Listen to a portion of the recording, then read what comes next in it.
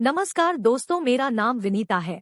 आज जो कहानी मैं आप लोगों को बताने जा रही हूँ मेरे और मेरे जेठ जी के संबंध के बारे में है। इसकी शुरुआत कब और कैसे हुई वह सब मैं इस कहानी में बताऊंगी। मैं 32 साल की विवाहित महिला हूँ और मैं दिल्ली में अपने पति राकेश के साथ रहती हूँ। मेरे पति रेलवे में गुड्स गार्ड की नौकरी करते हैं और हम दोनों की लव मैरिज हुई है। राकेश और मैं कॉलेज के दिनों से ही एक दूसरे से बहुत प्यार करते थे और शादी करना चाहते थे, लेकिन राकेश के पास कोई नौकरी नहीं थी। एक दिन बुरी खबर के साथ अच्छी खबर भी आई। असल में बुरी खबर यह थी कि राकेश के पिता गुजर गए थे, जो कि रेलवे में नौकरी करते थे, और उनके गुजरने के बाद वह नौकरी राकेश को मिली। क्योंकि उनके बड़े भाई ज्यादा पढ़े लिखे नहीं थे, तो राकेश के पिता के गुजरने के 1 साल बाद हम दोनों शादी के पवित्र बंधन में ब गए। उसके बाद से हम शहर में रहने लगे और फिर राकेश कैसे काम करता था मैं बता नहीं सकती। दिन हो या फिर रात, राकेश हर वक्त मूड में रहता था और एक बार राकेश मूड में आ जाता था तो मुझे भी मूड में आने में देर नहीं लगती थी। राकेश ने मुझे 2 साल मेरे साथ खूब काम किया था और दोनों छेद को खोल दिया था। मेरी फिगर की साइज शादी से पहले जैसे थी उससे कहीं ज्यादा उभर गई थी और साथ ही मेरी प्यास भी बढ़ गई थी। लेकिन अब समय के साथ राकेश ठंडा पड़ने लगा था और उसके पीछे की वजह यह थी कि उसका पानी जल्दी निकल जाता था। अपनी अधूरी प्यास को फिर मैं कभी बैंगन, कभी ककड़ी, कभी खीरा, ऐसी ऐसी चीजों से काम चला रही थी। कुछ महीनों तक मैं खुद ही अपना मन बहलाती रही और वीडियो देखकर अपने आप को संतुष्ट करती रही। एक दिन जब मैं घर पर खाना बना रही थी तो अचानक से मेरे जेठ जी का कॉल आ गया। मैंने उनको पहचाना नहीं तो फिर उन्होंने अपना नाम बताया और कहा, राकेश का बड़ा भाई बोल रहा हूँ। वह राकेश के बारे में पूछने लगे तो मैंने बताया वह काम पर गए हैं। बातों बातों में फिर वह पूछ बैठे, इस बार दशहरे के त्योहार पर तो आ रहे हो ना? मैंने कहा, क्या पता जेठ जी, अभी कुछ कह नहीं सकती। दशहरा आने में 3 सप्ताह बाकी है, हो सकता है इस बार हम आ जाएं। जेठ जी ने कहा, चलो कोई बात नहीं, अगर आओगे तो मुझे बहुत खुशी होगी। चलो अभी कॉल रखता हूँ, कुछ काम है। मैं बोली, ठीक है जेठ जी, अपना ख्याल रखना। रात को जब राकेश आए तो मैंने उनसे सारी बता कही तो फिर वह कहने लगी कि अजय का कॉल तो मेरे पास आता ही रहता है, वह हर बार गांव आने की बात करता रहता है। मैं बोली, तो इस दशहरे पर में गांव चलते हैं ना? वैसे भी काफी समय से हम दोनों गांव नहीं गए। राकेश के कहा, अब तुम जानती ही हो रेलवे की नौकरी में छुट्टी कब मिलती है।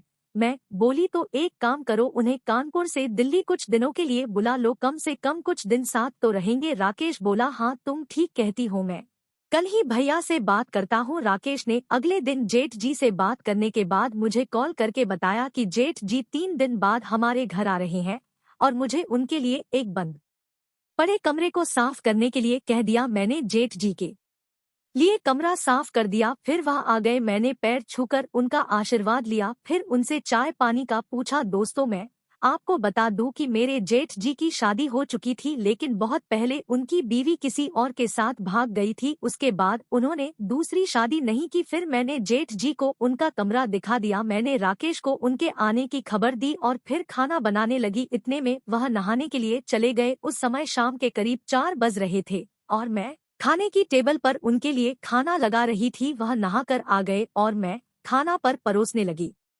वो बोले, तुम नहीं खाओगी, सिर्फ मेरे लिए क्यों परोस रही हो? मैं बोली, मैं नहाने के बाद खाऊंगी, आप खा लो, जो और कुछ चाहिए तो बोल दीजिएगा। वह बोले, नहीं तुम नहा लो, मैं खुद से ले लूंगा। फिर मैं नहाने के लिए चली गई। वापस आई तो देखा कि वह खाना खा चुके थे और बर्तन धो रहे थे। मैं जल्दी से उनके पास गई और उनको बर्तन धोने से रोका और कहा, मैं धो लूंगी, आप रहने दो। वह बोले, कोई बात नहीं, यह तो मेरा रोज का ही काम है। फिर वह अपने कमरे में जाने लगे। अंदर जाकर उन्होंने मुझे आवाज दी, विनीता जरा सुनो, इधर आओ। फिर मैं रूम में गई तो बोले, यह लो तुम्हारे लिए कुछ लाया था। मैंने देखा तो वह 2 पायल थी। मैं काफी खुश हो गई और बोली, लेकिन आपको क्या जरूरत थी यह सब लाने की? वह बोले, यह तो हमारा रिवाज है, जेठ बहुरिया को कुछ ना कुछ तोहफे में दे। मैं बोली, ओ मुझे नहीं पता था आपको कुछ और चाहिए क्या? वो बोले, चाहिए तो था, लेकिन मैं राकेश को कह दूंगा, तुम तो जाओ। मैं कहा, ठीक है जेठ जी। मैं कमरे से चली गई। मैं रात का खाना भी बना रही थी। जब मैं पहुंची तो राकेश ने मुझे कहा, खाना बन गया क्या? मैं कहा, हाँ बस दाल बनने में देर है। राकेश कोई बात नहीं, मेरे लिए खाना लगा दो भैया, कुछ देर बाद खाएंगे। मैं कहा अच्छा ठीक है, मैं खाना लगा देती हूँ। मैंने राकेश के लिए खाना लगा दिया और फिर राकेश हाथ मुंह धोकर आया और खाने लगा। फिर खाना खाकर वह सोने चला गया। फिर मैंने जेठ जी को खाने के लिए पूछा, उनके कहने पर मैंने खाना लगा दिया। जेठ जी खाना खाकर सो गए। मैं बर्तन धोने लगी। बर्तन धोने के बाद मैंने फ्रिज से ककड़ी निकाल ली जो राकेश सलाद के लिए लाया था। मैंने एक ककड़ी उसमें से बचा ली थी। बाद में मैंने ककड़ी ली और फिर उससे अपना काम कर रही थी। मुझे बहुत सुकून मिल रहा था। किचन में ही मैं बैठी थी। मैंने ध्यान नहीं दिया कि घर में आज कोई मेहमान भी है। जब मैं उठकर वापस मुड़ी तो मेरे जेठ जी काफी देर से खड़े थे और मुझे काम करते हुए काफी देर से देख रहे थे। उनको देखकर मैं डर गई। फिर वह मेरी ओर बढ़ने लगे। मैं वहां जाने लगी तो उन्होंने मुझे हाथ लगाकर रोक लिया और बोले, कहाँ जा रही हो? पहले धो तो लो या फिर मैं ही धो दूं? मैं जल्दी से बाथरूम में घुस गई और सोचने लगी, यह क्या कर दिया मैंने? कितनी पागल हूं मैं।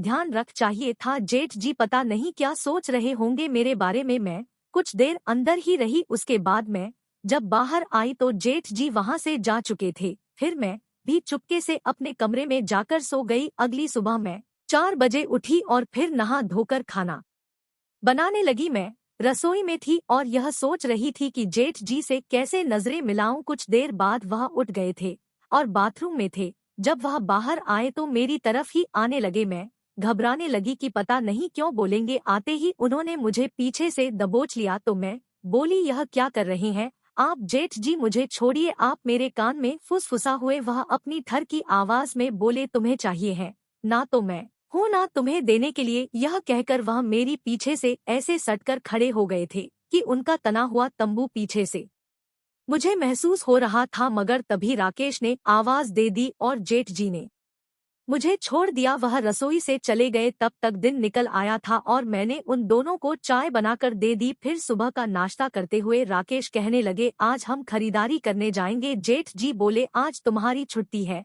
क्या? राकेश ने कहा, नहीं आज मुझे रात की ड्यूटी पर जाना है।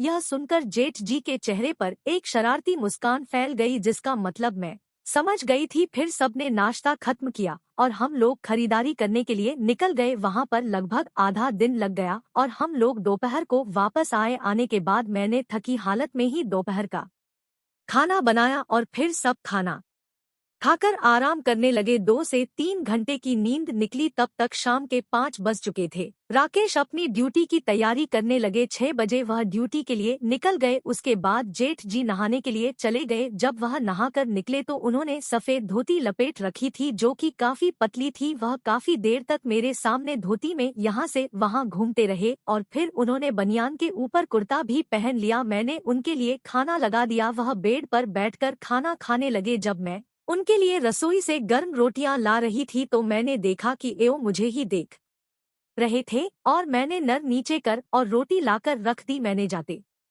हुए उनका चेहरा देखा तो वह हल्के से नीचे ही नीचे मुस्कुरा रहे थे। उनकी मंशा तो सवेरे के सवेरे ही मैं समझ चुकी थी। अब मेरी धड़कनें बढ़ी हुई थी कि आज रात राकेश भी नहीं है, कहीं आज उनकी शिकार ना हो जाऊं। खैर वह खाना खाकर बर्तन किचन में ले आए और चुपचाप वहां से चले गए और टीवी देखने लगे। मैंने जब तक बर्तन साफ किए वह सामने से मुझे ही घूर रहे थे। बर्तन धोकर मैंने बाकी का काम भी निपटा लिया और फिर उनको पूछा कि किसी चीज की जरूरत तो नहीं। उन्होंने मना कर दिया और मैं फिर नहाने की तैयारी करने लगी। मैं बाथरूम में गई और कुंडी लगाकर नहाने लगी। इतने में ही फोन की घंटी की आवाज मुझे सुनाई दी। फोन जेठ जी का था और उन्होंने ही उठाया। फिर कुछ पल बाद ही वह बाथरूम का दरवाजा खटखटा हुए बोले, बहुरिया राकेश का फोन है, तुमसे बती आना चाहता है।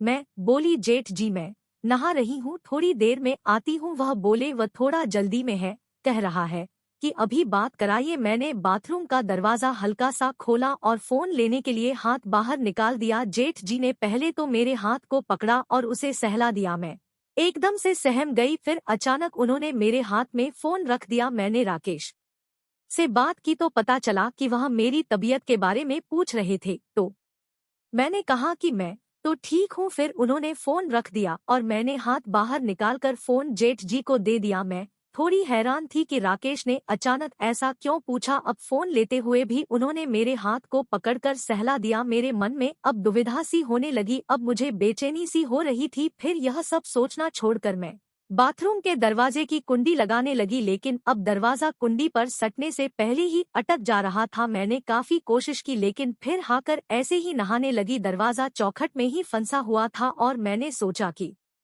5 मिनट की ही तो बात है। तभी एकदम से बाथरूम का दरवाजा धक्के के साथ खुल गया। फिर पीछे मुड़कर देखा तो जेठ जी अंदर घुस आए थे। उन्होंने दरवाजा डालकर चौखट से सटा दिया और मुझे पीछे से आकर दबोच लिया। घबराते हुए मैं बोली, यह आपने क्या किया? यह गलत कर रहे हैं आप। जेठ जी, मैं आपकी बहुरिया हूँ। जेठ जी पीछे मुझसे चिपक गए और मुझे दीवार से लगा लिया और मेरे कान में बोले, खुद को कब तक तड़पते रहने दोगी विनीता? रात को मैं तुम्हारी प्यास देख चुका हूँ, तुम प्यासी और मैं तुम्हारा कुआं। आओ हम दोनों एक दूसरे के काम आते हैं।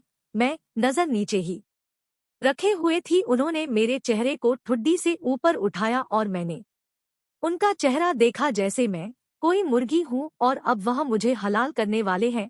वह बोले, विनीता मेरी आंखों में देखो। मैंने उनकी आंखों में देखा। वह बोले, शर्म छोड़ दो और अपने मन से पूछो कि वह क्या चाहता है। मैंने फिर से चेहरा नीचे कर लिया। मैंने पीछे हटने लगी तो उन्होंने मुझे और कसक पकड़ लिया। मेरे मन का डर मुझे आगे नहीं बढ़ने दे रहा था। इतने में ही उन्होंने मुझे दीवार से सटा दिया और मेरी गर्दन को अपने हाथों से करने लगे। फिर उन्होंने मेरे होठों को अपने होठों से कस लिया और मैंने भी अपने होंठ खोल दिए उनको करने लगी और मैं जेठ जी से लिपट गई। अब मैंने खुद को जेठ जी के हवाले कर दिया। अब हम दोनों लिपट लिपटा एक दूसरे के साथ काम करने लगे। ऐसा लग रहा था जैसे महीनों बाद सुख की बारिश हो रही है और मैं उसमें जमकर भीग रही हूँ। 15 मिनट तक उन्होंने मेरे साथ काम किया। नहाने के बाद मैंने कपड़े पहने और फिर अपने कमरे में जाकर लेट गई। रात के 11 बजे के करीब जेठ जी फिर मेरे कमरे में आ गए और मेरी नाइटी उठाकर मेरे ऊपर चढ़ गए। मैं भी उनके आगोश में लेटी रही और सुख को महसूस करती रही। फिर बाद में उन्होंने बताया कि कैसे उन्होंने राकेश को फोन करके मेरी तबीयत का बहाना बनाया था। फिर उन्होंने खुद ही बाथरूम के दरवाजे और चौखट